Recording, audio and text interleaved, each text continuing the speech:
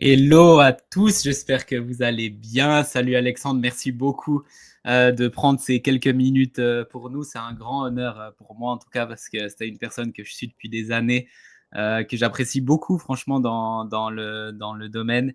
Et donc voilà, pour te poser quelques questions, partager aussi à la communauté, c'est un grand plaisir. Donc déjà, merci beaucoup. Et j'avais une première question. Alors, je ne vais pas te demander de tout te représenter, etc. Mais est-ce que tu peux nous dire en gros ce que tu as réalisé aujourd'hui en quelques mots et aussi, moi, ce qui m'intéresse, c'est ce dont tu es le plus fier en regardant en arrière aujourd'hui, Grande question. ce que tu as pu atteindre. Bah, salut Mickaël, merci pour l'invitation. Très heureux d'être ici. Merci beaucoup pour tes mots sympathiques.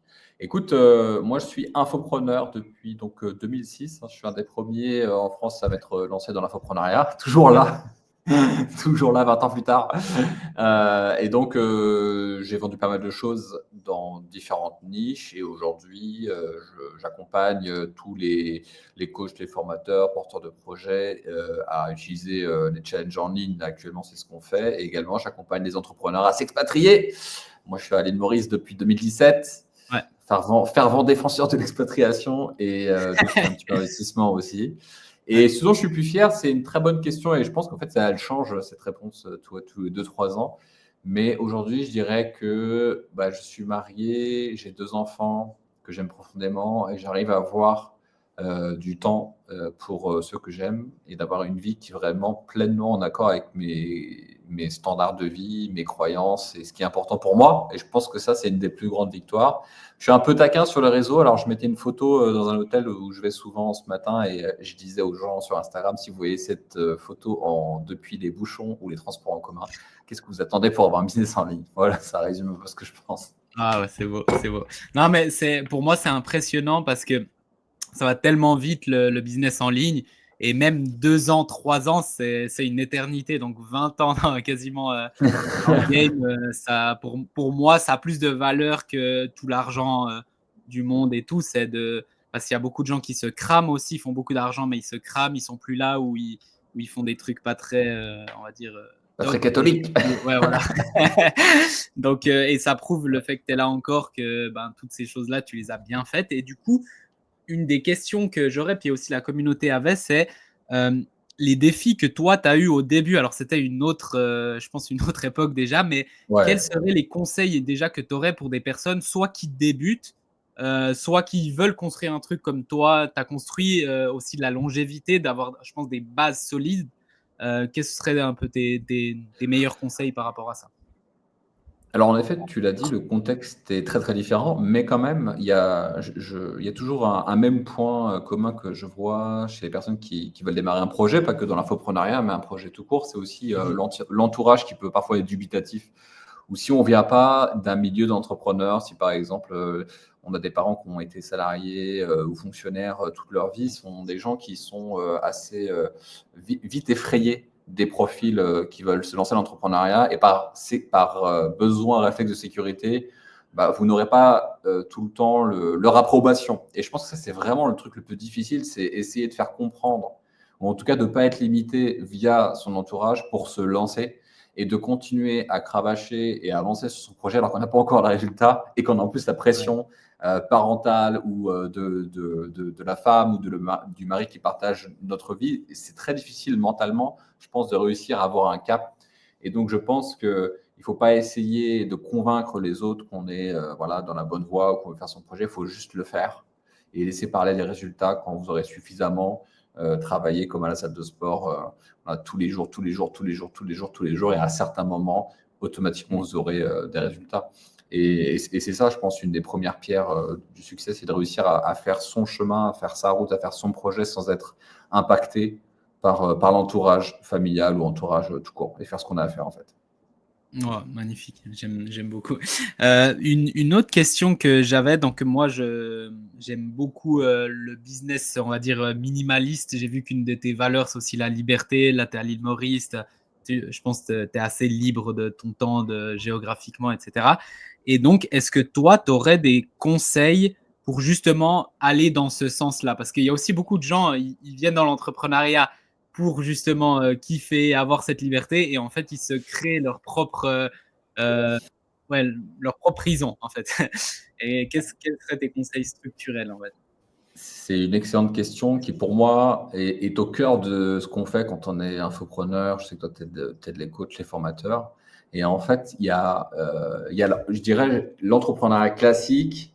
De l'autre part, la scène startup qui est très hypée, qu'on voit à la télé sur l'émission, je ne sais plus comment ça s'appelle, Qui va être mon associé, où on parle de levée de fonds, etc., etc. Et en fait, l'infoprenariat, c'est un peu le cousin du fond de la table. On a un peu honte de lui, tu vois. En fait, pour moi, c'est le business le plus rentable, le plus intéressant, qui rend le plus libre que tous les autres modèles. Je le sais, mes parents étaient restaurateurs, ils ont été dans l'entrepreneuriat, dans le dur, où tu bosses comme un taré pour payer beaucoup de charges et être très peu libre, être très dépendant. Et la scène startup, pour moi, elle est totalement surcotée, parce qu'à partir du moment où tu ne sais pas lever des fonds dans le portefeuille de tes clients, c'est-à-dire que tu n'es pas encore entrepreneur. Tu es obligé de faire appel à des financiers, obligé de faire appel à des gens pour donner 100 000 balles ou 200 000 balles parce que tu n'es pas capable de le faire toi-même, c'est que tu n'es pas entrepreneur. Alors, bien sûr, après, il y a la scène startup américaine, Y Combinator à San Francisco et toute cette partie-là, mais ça n'a rien à voir. C'est des ultra business, c'est des projets avec des gens brillants. Mais en fait, aujourd'hui, je pense qu'en France, on ne voit pas à quel point ce métier moi j'appelle ça le commerçant du web, hein. Infopreneur, tu es un petit commerçant du web. Je pense que tu peux avoir des très grosses marges, avoir beaucoup de liberté avec très peu de moyens. Et je pense qu'une erreur fondamentale, c'est de penser qu'on est infopreneur et qu'ensuite on peut scaler comme si c'était une startup, c'est-à-dire recruter beaucoup de monde, recruter des salariés, investir massivement, etc. Je peux vous dire, je suis passé par là parce qu'en fait, pendant le Covid, on a doublé ou triplé notre chiffre d'affaires. Et donc, moi, je me suis dit, bah, c'est ma nouvelle réalité. On va continuer sur cette croissance. Pas du tout. Et donc, du coup, je me suis endetté, j'ai eu beaucoup de frais. Et je me suis dit, mais en fait, c'est pas ça l'essence d'un entrepreneur ou d'infoprenariat. L'essence de l'infoprenariat, c'est d'avoir énormément de liberté, suffisamment de marge pour bénéficier en fait, d'une facilité de pouvoir pivoter ou autre très rapidement. Et je pense qu'il ne faut jamais alourdir un business d'infopreneur parce que l'ADN de l'infoprenariat, c'est la liberté et la rentabilité. Ça, j'en suis convaincu après tant d'années. Donc, ne faites pas l'erreur de vous surstaffer, en fait, ou de penser que vous avez une startup. C'est juste infopreneur et c'est déjà très bien. Ouais. Mais du coup, toi, tu as quand même fait plusieurs millions. Aujourd'hui, je ne sais pas les chiffres exacts que tu as fait, mais je sais que tu as fait des belles choses. Du coup, ton conseil, ça serait quoi? D'arriver à un certain point, juste maintenir, ou comment tu vois un peu la chose pour rester justement dans ce kiff, la rentabilité, Ouais. sans avoir des équipes monstres, etc. Alors, comme j'ai des enfants, je vais fermer la porte. Voilà. Donc, la question, c'était, excuse-moi. Ouais, du coup, est-ce que toi, je sais que tu as fait quand même beaucoup de résultats. Donc, c'est quoi ton Ouais. conseil si on commence à grandir, on fait des beaux Ah trucs, oui. 10 000, 50 000, Ouais. 100 000 par an, j'en sais rien. Est-ce qu'au bout d'un moment, on dit non, mais on maintient juste là, ou est-ce qu'on peut aller plus loin en restant petite équipe comment tu le Ouais. vois avec toi, ton recul? Ça m'intéresse aussi savoir un petit Tu peu. vois, moi, c'est une bonne question. Moi, j'ai un seul salarié à l'île Maurice. Quand je suis arrivé à l'île Maurice, je me disais trop bien l'île Maurice parce qu'en fait, tu peux recruter des talents, tu as très peu de charges sociales, ça va être super cool. Donc, je me suis staffé, j'ai eu du monde. Et en fait, je me suis aperçu que je n'aimais pas ça. Je m'étais créé un job. En fait, j'avais le bureau, il fallait gérer des salariés le matin, être là parce que si tu n'es jamais là, tu as tes salariés qui se disent ouais, mais lui, qu'est-ce qu'il fait? Il travaille pas, il a la belle vie, nanana. Donc, déjà, tu as un climat qui est pas bon. Et ensuite, en fait, je me suis lancé dans l'infoprenariat parce que je n'avais pas envie d'avoir de contraintes, d'écouter un patron, mais je n'avais pas envie non plus d'être contraint par les salariés. Je sais que ça peut être choquant pour certaines personnes de dire ça, ce que je vais dire, mais je n'avais pas envie d'être la bitch d'un patron et c'est pas non plus pour être la bitch de mes salariés, tu vois, en mode ah bah je peux pas dire ça parce que sinon ça va les vexer, sinon il va dire ça, sinon il va faire ça. Et franchement, en fait, j'étais vraiment dans cette position, je vais être tout à fait honnête. Et en fait, j'ai dégraissé le mammouth, comme on dit, et j'ai gardé juste un salarié ici qui est cadreur et qui fait les images, parce qu'il travaille aussi avec ma femme qui est infopreneuse. Et lui, il est très libre. Là, tu vois, il est en remote la moitié de la semaine. Il nous connaît, donc je sais que j'ai pas cette pression avec lui. Mais le reste de mon équipe, c'est que des freelances. Et moi, je pense sincèrement que quand on est dans ce business model, il faut être suffisamment agile et avoir la plupart de son staff en tant que freelance pour une raison très simple. C'est que le business de l'infoprenariat évolue en permanence. Moi, je n'ai pas de stratégie à 6 mois. C'est à choquer des gens qui vont dire ah, il doit avoir des stratégies secrètes sur 3 ans. Absolument pas. Je ne sais pas ce que je vais faire dans 6 mois. et je dois maîtriser ce temps court. Si tu as des salariés et que tu les recrutes pour une mission et qu'en fait, dans 6 mois, la mission, elle change, le marché, il change, les produits changent, qu'est-ce que tu fais avec ton salarié sur les bras qui, lui, ne veut pas changer parce qu'il y a écrit sur son contrat de travail qu'il doit faire ça? Tu es juste mort. Donc, en fait, il faut être hyper réactif. Il faut avoir le moins d'attaches possible pour justement pouvoir à chaque fois optimiser, changer sa barre et toujours en mode sur le qui-vive et pouvoir évoluer. Et le salariat n'est pas compatible avec ça. Sauf pour certains rôles comme, je sais pas, la compta, l'assistanat ou le cadrage. Mais pour tout le reste, je pense que c'est vraiment une connerie de s'alourdir avec les salariés. Je peux vous dire, j'ai coaché énormément de gens. Et à chaque fois, sur les entrepreneurs qu'on coach et qui ont des problèmes parce qu'ils stagnent, ils n'arrivent pas en fait, à surfer le marché, en fait, on se rend compte qu'ils ont toujours un point mort qui est leur salarié qui est là depuis 5 ans et qui, lui, il veut sa paye à la fin du mois. Il ne veut pas entendre parler de changer de cap tous les 6 mois. Et ça, je peux vous dire que je le vois et ça a tué des boîtes. Ouais, c'est beau. Et puis, ouais, je pense que tu n'as pas besoin non plus d'être beaucoup. Enfin, nous, on a atteint des mois, genre, pas énorme non plus, mais 50 000 par mois à 2.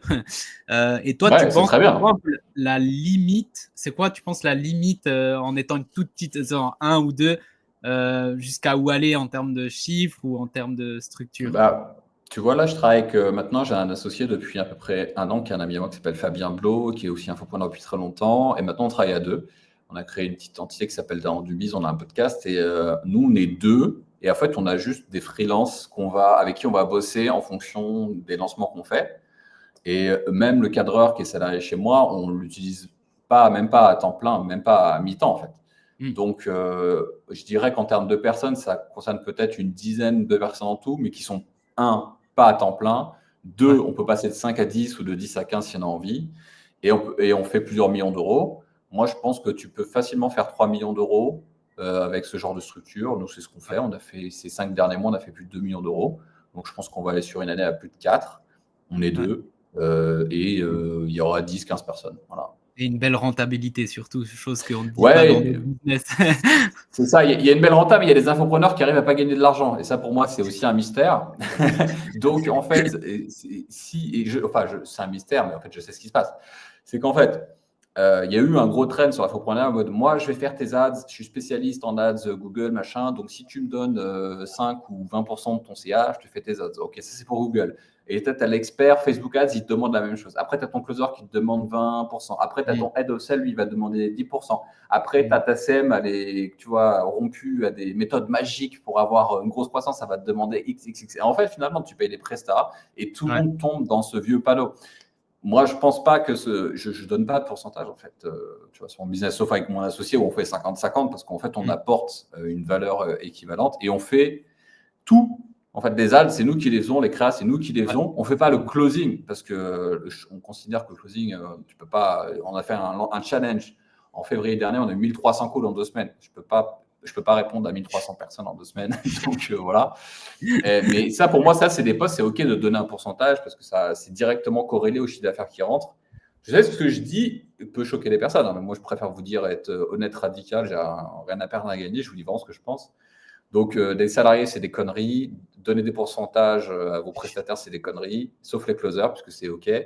Et après, tu peux aller très loin. Je pense qu'il faut créer, vraiment avoir une offre de grande qualité. Je pense que ça, c'est ce que tu enseignes à tes clients.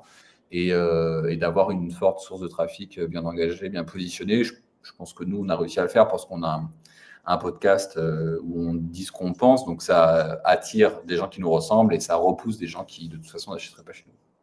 Ouais, magnifique. Et puis du coup, niveau stratégie aujourd'hui de communication, qu'est-ce que tu conseillerais? Je pense que ça a tellement changé avec après, il y a eu les reels, les machins, les trucs, et ça change tellement vite. Aujourd'hui, tu dirais quoi qui est la stratégie la plus intelligente à faire? Plus qualité, Honnêtement, je trouve. quantité, c'est quoi dans Ouais, c'est un gros débat. Je pense qu'on pourrait parler de ça pendant 2 heures. Honnêtement, je pense qu'il n'y a pas une bonne stratégie. Il y a celle dans laquelle tu es prêt à t'investir corps et âme. Donc, je pense que par exemple, quelqu'un qui croit à 100% la puissance des Reels, c'est le cas, c'est très puissant, et qui va faire ça que de ses journées et publier des reels de ouf pendant des mois et des années, il va forcément cartonner, en fait, c'est sûr. Et une autre personne qui se dit, non mais moi, c'est impossible pour moi de publier du contenu court, ça va pas avec ma philosophie, je ne maîtrise pas l'art des contenus courts, je préfère faire des podcasts de 2-3 heures. Bah, si tu fais des super podcasts de 2-3 heures toutes les semaines avec des invités ultra quali, ou même si toi, tu as des choses à dire ultra qualitatives et que tu fais ça sans t'arrêter, bah, tu auras aussi raison, en fait, parce que ça va payer au bout de quelques mois ou quelques années. Donc, je pense que choisissez le jeu dans lequel vous êtes prêt à jouer le plus longtemps possible sans vous dire « Ah, mais je comprends pas, là, j'ai publié des Reels, j'ai rien fait ». En fait, c'est comme aller à la salle, c'est normal. En fait, c'est normal de bien manger, c'est normal d'aller à la salle et c'est normal de publier tous les jours. En fait, c'est ton job, c'est ton boulot, c'est même pas un sujet. Donc, n'attendez pas en fait auprès des dieux du business et des réseaux sociaux qu'on vous récompense. Vous avez juste à faire votre taf, à le faire bien, et à un moment ou à un autre, ça paiera si vous êtes capable de vous remettre en question et d'appliquer les choses ou d'appliquer, d'être coaché par des personnes comme Mickaël qui vont vous accompagner dans la bonne direction ou autre. Et let's go, quoi. Mais il faut juste pas s'arrêter. Et ceux qui sont sortis du game, ils se sont arrêtés à un moment donné. C'est tout. C'est ça que justement je disais, la plus grande valeur que j'ai envers toi, c'est tu es encore là. Et ça paraît simple, mais il y en a, franchement, même depuis les 5 dernières années, j'en ai vu tellement venir, disparaître, venir. Je pense que toi, t'as dû en Ouais. avoir des tonnes. Oui. Et Ouais. ça, c'est beau. Et puis pour moi, c'est le long terme, comme tu as dit, j'aime beaucoup. C'est un truc que tu le fais avec plaisir. Parce que c'est comme aller à la salle. Si tu le fais avec plaisir, tu ne vas pas t'arrêter. Si tu le fais juste pour le résultat, il y a des grandes probabilités pour qu'au bout d'un moment, ça soit trop lourd et t'arrêtes. Et est-ce que tu as Exact. des conseils par rapport à ça, de trouver ce qui te plaît ou faut juste tester ou comment tu vois la chose Ouais. avec ton expérience? Oui, je pense qu'il faut tester la plupart des formats qui nous plaisent. Par exemple, je vais prendre mon cas, j'ai du mal à être régulier sur ma chaîne YouTube personnelle, même si elle fait encore de la vue, etc., et que mes dernières vidéos ont plutôt bien marché. En fait, je ne trouve pas le drive émotionnel suffisamment fort pour continuer à publier toutes les semaines. Mais par contre, ma chaîne de podcast, on publie tous les 10 jours avec Fabien, parce qu'en fait, pour moi, c'est une cour de récréation. Demain matin, par exemple, on va tourner un épisode et j'ai pas Ouais. l'impression de travailler du tout, en fait. Déjà parce que je me marre, et même pendant le tournage, même après, même avant. Ce qui n'est pas du tout le cas sur ma chaîne personnelle où je me dis il faut que je fasse des trucs sur l'expatriation, sur un thème précis pour avoir des vues, etc. Et donc, du coup, je publie moins. Et à partir du moment où vous identifiez vous aussi ce levier où vous prenez beaucoup de plaisir, vous allez voir qu'en fait, vous allez aller beaucoup, beaucoup plus vite. Et je crois que cette notion de plaisir, à un moment donné, elle avait disparu chez moi et j'étais uniquement sur le côté discipline. Alors, c'est très, très bien d'avoir de la discipline. Franchement, ça vous sauvera dans la plupart des cas. Mais si vous voulez avoir le levier supplémentaire pour aller chercher vraiment de la croissance et des résultats qui sont assez exceptionnels, il va falloir ajouter à la discipline un degré de plaisir important. Parce qu'en fait, énergétiquement, ça va se sentir. Vous allez publier du bon contenu, vous allez faire des bons lancements, vous allez faire des belles choses, vous allez coacher les gens avec talent. Et ça va créer de la valeur automatiquement. Et ça, c'est ce que je vois. Et aussi, ne pas rester figé sur quelque chose. C'est pas parce qu'en fait, ce que vous faisiez était la vérité il y a 6 mois ou il y a 2 ans qu'il ne faut pas se remettre en question. Encore une fois, je pense que comme tu m'as lancé sur le sujet de la longévité, c'est vrai que, par exemple, il y a eu le Covid et après, il y a eu la correction post-Covid. Il y a plein de gens qui avaient explosé en 2020, 2021, 2022, mais en 2023, 2024, ils se sont fait juste éclater, quoi. Et sans savoir pourquoi. Et c'est ça qui est terrible. C'est que je pense qu'il faut vraiment être capable d'observer et de continuer à faire quelque chose si ça marche ou de changer si ça ne marche pas et de ne pas être resté bloqué sur je ne comprends pas, je faisais ça il y a 2 ans et maintenant ça ne marche plus. Bah oui, les gens changent, le marché change, les choses changent. Et c'est notre boulot en fait en tant qu'entrepreneur d'observer ce qui se passe en fait. Ouais, magnifique, c'est très très beau ce que tu dis, j'aime beaucoup. Maintenant, parlons expatriation rapidement, vu que toi, tu es en plein dedans. Ouais. Dis-nous un petit peu tout, à qui tu le conseillerais, qu'est-ce que tu conseillerais si quelqu'un envisage ceci, pourquoi, ou un peu toutes les infos là-dedans. Ouais, tu sais, j'ai un avis qui, je le sais, peut être considéré par polémique par beaucoup de gens parce que j'essaie d'être cohérent dans ma vie, donc je fais des choix qui parfois sont extrêmes parce que si tu veux avoir une vie qui est très différente de ce que vivent la plupart des gens, il faut faire des choses que la plupart des gens ne font pas. Donc, j'ai créé un business à 18 ans d'infoprenariat quand, l'infoprenariat n'existait pas, et deux, quand personne crée des boîtes à 18 ans, parce que même l'auto-entrepreneur, ça n'existait pas à l'époque. Il n'y avait que des SARL, il n'y avait même pas de format souple, etc. Et ce qui m'a permis aujourd'hui de faire ça. L'expatriation, pour moi, elle n'est pas obligatoire. Voilà. Si vous êtes heureux en France, en Suisse, là où vous êtes, restez là et c'est très très bien. Ne culpabilisez pas parce que 80% des entrepreneurs se cassent.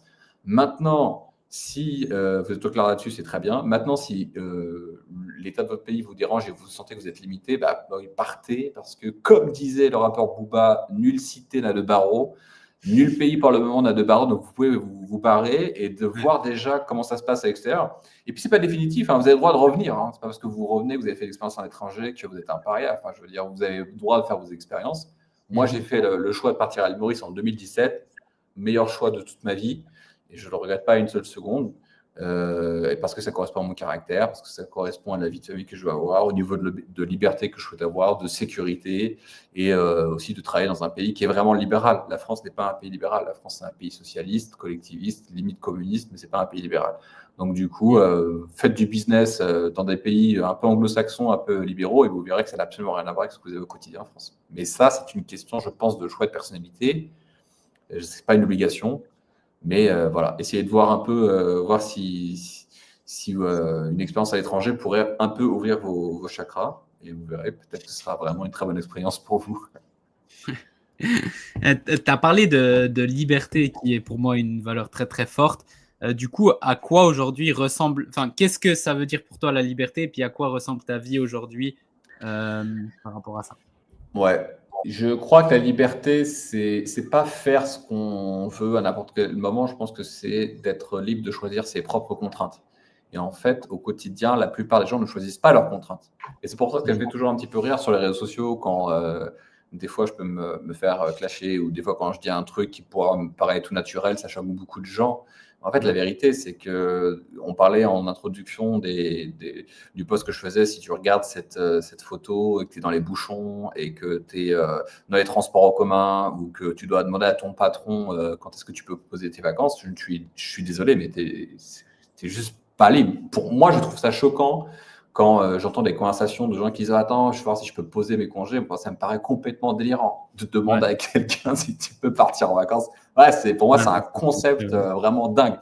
Et en fait, je me rends compte que comme je suis vraiment créé cette bulle de réalité, c'est vrai que je vois que comme je vis en périphérie de la plupart de la normalité des gens, mais en même temps, à l'île Maurice, moi, j'ai d'autres personnes qui ont exactement la même vie. Comme quoi, tu vois, c'est marrant, entre guillemets, les grands esprits se rencontrent parce qu'on fait le même constat.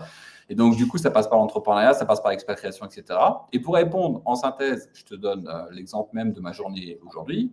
Tu vois, je suis allé faire du sport dans l'hôtel dans lequel je suis membre. Après, j'ai pris un petit shaker de protéines café au bord de la mer, voilà, tranquillement. Et après, je suis rentré à la maison. J'ai travaillé 1 heure. Après, je suis allé à un rendez-vous. Tu vois, un rendez-vous médical de routine où j'ai pas besoin d'attendre 6 mois. J'ai pris le rendez-vous il y a 3 jours. Et donc, au médecin qui prend 1 heure pour parler. Je crois que ça n'existe pas en France, hein, personnellement. Donc, voilà, je suis rentré, j'étais content. Après, j'ai pas réussi à trop travailler parce que je me suis dit, tiens, je vais regarder un bout de série. En fait, en gros, franchement, aujourd'hui, je vais pas te mentir, j'ai pas foutu grand-chose. Mon père m'a appelé, on s'est parlé pendant 1 heure. Parce que j'ai un projet de construction en France et un autre à Maurice. Et puis là, j'ai travaillé une demi-heure. Donc, ouais, temps de productivité aujourd'hui, je crois, autour de 2 heures à peine, cette interview incluse. Et demain, je vais charbonner, tu vois, demain, je vais charbonner. Je vais tourner un podcast à partir de 8 heures, j'en ai fini à midi, et l'après-midi, je serai assez tranquille. Donc, voilà. Puis pour un débutant, quelqu'un qui est un peu plus, j'imagine que faut mettre un peu plus. Bien sûr. Comment toi tu as fait ou bien quand tu accompagnes des personnes qui, pas forcément débutant, mais quelqu'un qui veut vraiment percer, c'est le moment. Tu lui conseillerais quand même de garder ce côté tranquille ou tu irais Non, à c'est fond? impossible. Non, on va pas se mentir, c'est impossible au début. C'est impossible. En fait, aujourd'hui, j'ai la chance de bénéficier de l'effet cumulé de mon travail. Et c'est ça qui est bien aussi avec nos boulots, c'est qu'en fait, au début, c'est assez ingrat, on va pas se mentir. La concurrence, elle est rude, etc. Non, je pense qu'au début, vous devez vraiment charbonner, mais charbonner intelligemment, parce qu'il y a beaucoup de gens qui passent beaucoup de temps à faire des trucs qui servent complètement à rien. Donc, ce que vous devez faire au quotidien, c'est créer une audience de personnes engagées qui ont un problème dont ils ont une douleur très forte et qu'ils veulent absolument résoudre, et vous leur proposez une offre qui répond à tous les codes d'une offre irrésistible pour leur vendre et transformer cette audience en argent. Ouais, c'est ça la grande équation. Et si vous passez du temps à faire autre chose que ça, c'est que vous ne faites pas votre travail et que vous ne gagnerez pas votre vie. Ouais, non, parce qu'il y a beaucoup de gens, ils écoutent genre justement la vie de XY, ils sont là, ouais, moi aussi je fais ça, mais ça marche pas, mais c'est pas le même chapitre, quoi. C'est juste pas le même chapitre. Et Exactement. après, il y a aussi Exactement. travailler dur aujourd'hui pour moi, de ce que je vois, hein, de ce que aussi des gens que je connais, de ce que j'ai traversé. C'est pas parce que tu fais un peu de travail que tu mérites le monde. C'est comme si Exact. tu vas 3 fois à la salle, tu dis ah ouais, je suis pas bodybuilder, tu vois. C'est en Exactement. mode, pour moi en tout cas, c'était 10 fois plus que ce que je pensais que j'avais besoin de faire pour atteindre le niveau que je voulais atteindre. Oui. Ouais, c'est une très bonne Aujourd'hui. remarque ce que tu dis, c'est vrai. Et je voulais, tout à l'heure, je voulais dire ça. Je pense qu'il faut vraiment faire preuve de patience. Et je me suis rendu compte quand même, ça fait longtemps que je fais ça. Et je me faisais la réflexion. Alors, je suis arrivé beaucoup plus loin que là où ce que je pensais que je pouvais arriver. Ça, c'est une bonne nouvelle. Par contre, ça a pris beaucoup plus de temps que je pense, que ce que je pensais. Donc, voilà quoi. Ouais. Mais c'est Je sais pas nouveau, si tu m'as si tu entendu. aimes Il y a ce un que tu petit. fais, ouais, non, c'est bon. Ouais. Mais si tu aimes ce que tu fais, bah, tu arrives à J'ai aller pas plus tout le loin temps vite si tu aimé, ouais, c'est vrai. Après, j'ai pas tout le temps aimé, j'ai pas envie de raconter, des contes de fées. Il y a eu des années où c'était plus dur que d'autres. Il y a eu des en fait, aussi, en termes de relations humaines, c'est très compliqué, d'avoir des gens avec qui travailler sur la durée. En fait, le facteur humain est extrêmement, sensible et très difficile, je trouve. En tout cas, moi, j'ai pas le talent ni la patience, pour, exceller avec ça. Il y a des gens qui savent très bien faire, moi pas. Et il y a des moments de solitude aussi, des moments de remise en question. Après, je pense que c'est aussi le lot des gens qui ont décidé de prendre leur destin en main. Donc, c'est le prix à payer.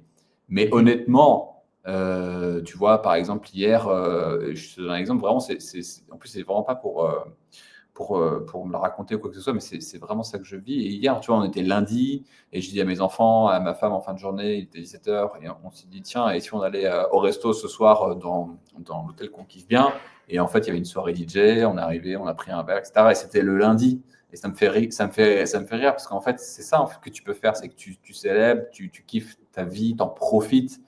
Mes enfants sont jeunes, j'en ai passé du temps avec eux. J'ai envie qu'ils disent, mes parents c'était des fous furieux et ils me disaient on va à l'hôtel, on va faire la fiesta, on est lundi. Tu vois, j'ai envie qu'ils aient ça. J'ai pas envie qu'ils disent mes parents ils étaient en train de charbonner, je les ai jamais vus, ils ont l'air tout le temps tristes. Non, c'est genre venez les enfants, c'est lundi, on va faire la fête quoi. Et ça, je trouve ça cool. Alors et c'est pas ça au quotidien tout le temps. C'est juste que on peut le faire sans restriction quand on a décidé qu'on pouvait le faire. Et ça, c'est cool. Ouais, Voilà. Mais c'est possible, il faut bosser. super, super, ouais. Je t'ai vu un peu bloqué. Ah ouais, Ah c'est ok, bon, c'est bon. là moi, ouais, C'est désolé, bon. la Bah, connexion dernière mauricienne de question. fin de journée là. Dernière question, merci beaucoup encore une fois, c'est magnifique ce que tu dis, je vais les réécouter parce que c'est vraiment bien.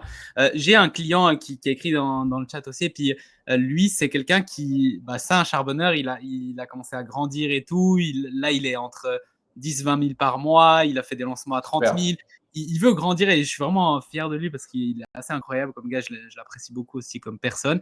Et justement, il demandait, ouais, mais du coup, quelle est la structure, quelle équipe, quel truc et tout. Et puis, je pense que ça refait quoi à ce que tu disais. Mais quel conseil tu donnerais justement à ce niveau-là en mode, il veut quand même grandir, tu vois, il veut grandir en CA, il veut grandir et tout. Mais justement, c'est ça que moi aussi je vois, c'est il faut pas non plus que tu aies 10 personnes plein temps et après, en fait, tu te crées ta propre prison. Ouais. Donc, qu'est-ce que tu conseillerais pour qu'ils grandissent tout en restant justement simple, minimaliste, libre? Ouais, pour moi, une des clés, c'est d'apprendre à déléguer de manière efficace et pas trop clairsemée. C'est-à-dire qu'en fait, dans votre délégation, il faut qu'il y ait des personnes qui soient capables de gérer une grande variété et quantité de tâches.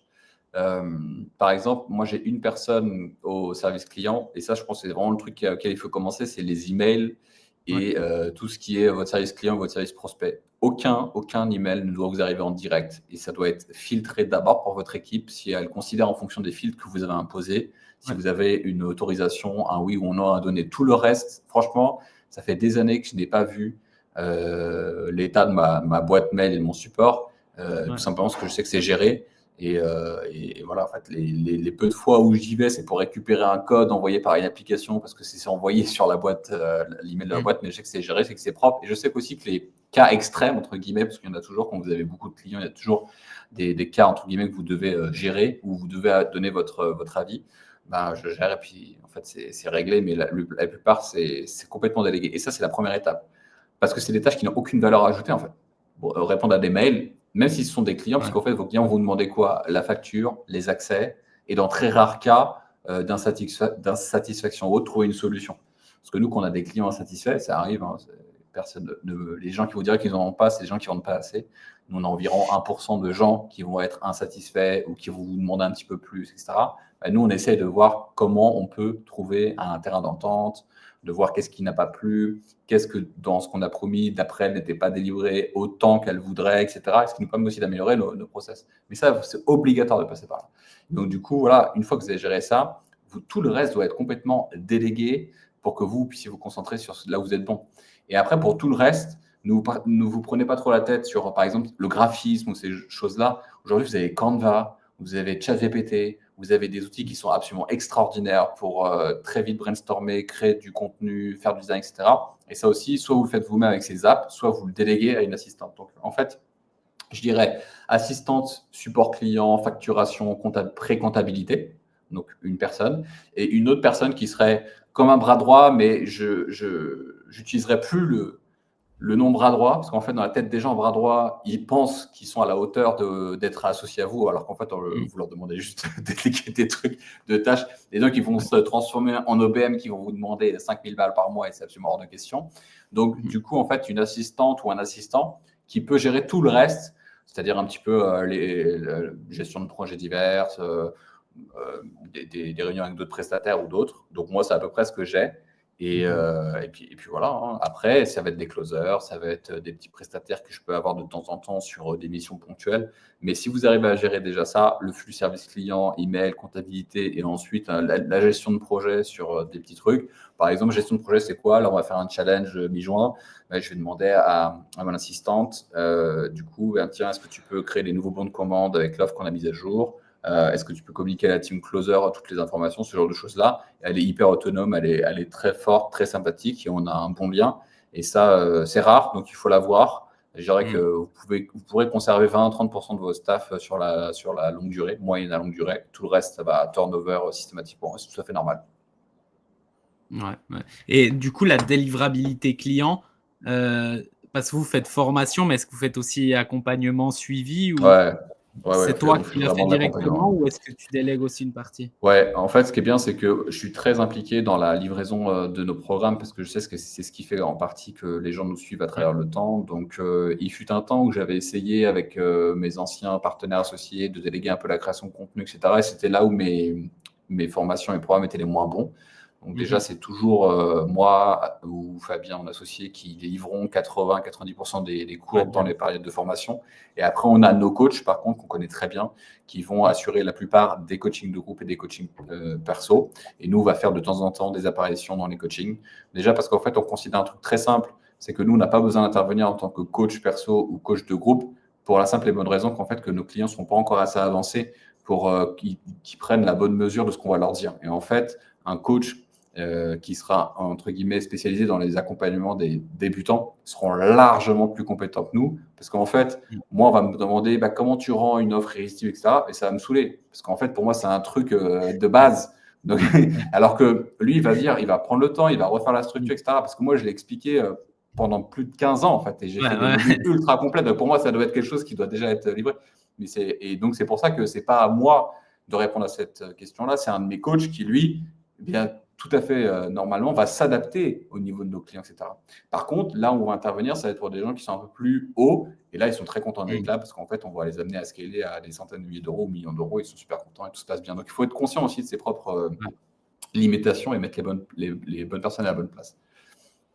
Excellent, excellent. Merci beaucoup pour ton temps. Je te laisse aller avec ta famille. Encore merci beaucoup. C'était vraiment exceptionnel ce que tu nous as transmis aujourd'hui.